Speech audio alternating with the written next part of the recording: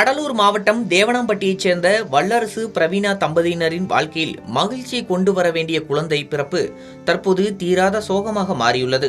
9 மாதங்களாக கடலூர் அரசு மருத்துவமனையில் கர்ப்பகால பரிசோதனைகளை மேற்கொண்டு வந்த பிரவீனா கடந்த 17ஆம் தேதி பிரசவத்திற்காக மருத்துவமனையில் அனுமதிக்கப்பட்டார்.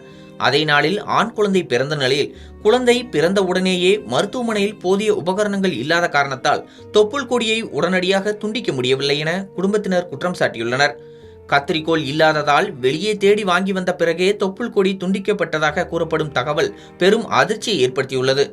குழந்தை பிறந்த சில நிமிடங்களிலேயே மூச்சு திணறல் இருப்பதாக மருத்துவர்கள் தெரிவித்ததாகவும் அதனைத் தொடர்ந்து குழந்தை வெண்டிலேட்டரில் வைக்கப்பட்டதாகவும் குடும்பத்தினர் கூறுகின்றனர்.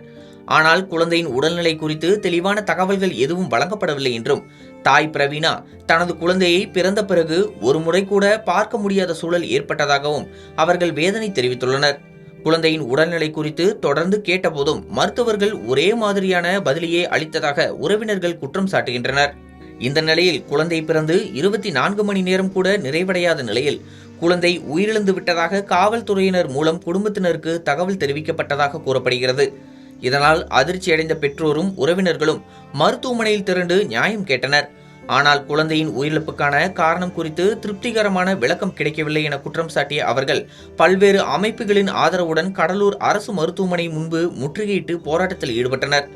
மருத்துவர்களின் அலட்சியமே குழந்தை உயிரிழப்புக்கு காரணம் என்றும் சம்பந்தப்பட்டவர்கள் மீது நடவடிக்கை எடுக்க வேண்டும் என்றும் அவர்கள் வலியுறுத்தினர். போராட்டத்தை தொடர்ந்து காவல்துறை, மருத்துவமனை நிர்வாகம் மற்றும் பாதிக்கப்பட்ட குடும்பத்தினருக்கு இடையே பேச்சுவார்த்தை நடைபெற்றது. இதில் குழந்தையின் உடலை தமிழகத்திற்கு வெளியே உள்ள மருத்துவமனையில் மருத்துவ குழு மூலம் பிரேத பரிசோதனை செய்ய வேண்டும், அலட்சியமாக செயல்பட்ட மருத்துவர்கள் மீது நடவடிக்கை எடுக்க வேண்டும், மேலும் செவிலியர் பயிற்சி முடித்துள்ள குழந்தையின் தாய் பிரவீனாவுக்கு அரசு வேலை வழங்க வேண்டும் என 3 முக்கிய கோரிக்கைகள் முன்வைக்கப்பட்டன. இதனைத் தொடர்ந்து கடலூர் அரசு மருத்துவமனை பிணவரையில் இருந்த குழந்தையின் உடல் முதலில் சிதம்பரம் அரசு மருத்துவக் கல்லூரி மருத்துவமனைக்கு மாற்றப்பட்டு பின்னர் இன்று புதுச்சேரி ஜிப்மர் மருத்துவமனைக்கு பிரேத பரிசோதனைக்காக கொண்டு செல்லப்பட்டது. தாயின் மடியில் தவழ்ந்து வளர வேண்டிய பச்சிளம் குழந்தை பிறந்து சில மணி நேரங்களிலேயே மருத்துவமனை பிணவரைகளுக்கு அலைக்கழிக்கப்படும் இந்த சம்பவம் கடலூர் மாவட்ட மக்களிடையே பெரும் அதிர்ச்சியையும் வேதனையும் ஏற்படுத்தியுள்ளது.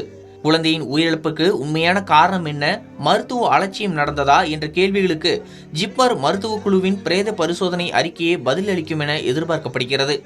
தனது குழந்தைக்கு நீதி கிடைக்க வேண்டும் என்ற ஒரே நம்பிக்கையில் பெற்றோரும் உறவினர்களும் காத்திருக்கின்றனர்.